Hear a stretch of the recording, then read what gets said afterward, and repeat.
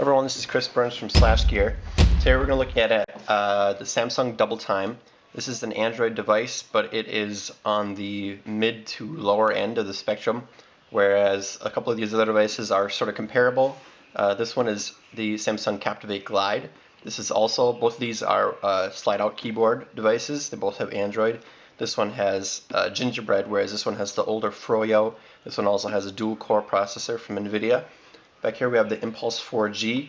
This is very comparable to the DoubleTime in that they both have Froyo, and they're both essentially vanilla, which, if you don't know, means that there is no additional user interface put on top of them, such as the Captivate Glide, for example, has TouchWiz on top of it, which is Samsung's way of showing a unique way of looking at Android. Something very similar going on here with the T-Mobile Gravity Smart.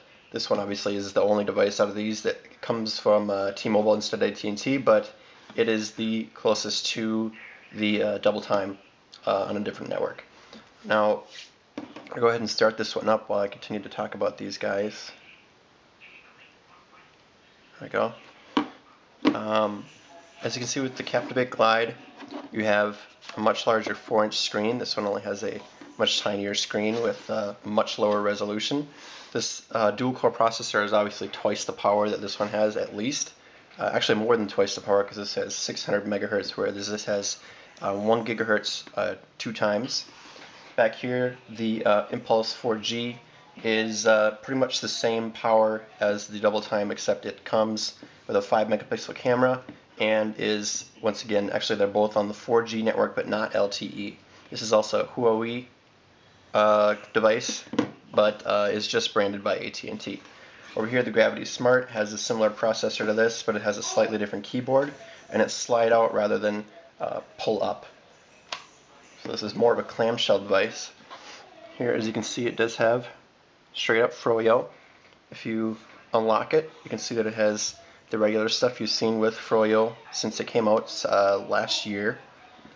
You have a camera, market, email, contacts. In the drawer, you have only two sets of icons there, because there's nothing added by Samsung. It's just all AT&T. Your camera is a standard camera interface there from Froyo. We'll go ahead and take a picture of the area here. Use that in the review. Now, if you go back out to the front, you'll see. Let's go back into here to just see exactly which version it's running. You'll notice while we're doing this that this has a white, it's mostly white, it has black features here, and then these keys are actually pink. We are running Android 2.2.2. Go back out here, you'll see that when you open up the front here, it pops up in there. You can only have one screen up on at once. It can sit open at 135 degrees, I think that is, or you can pop it open to full 180. When it's like that, it's down a little bit. You can see one of the mics there, micro USB. The keys here are gray, a slightly lighter gray, white, and then pink accents. You have your 4 Android buttons right there. If you pop the back off, you'll see that this is another thin cover similar to what we saw with the Captivate Glide. This is just a little bit thicker, believe it or not, than that one had.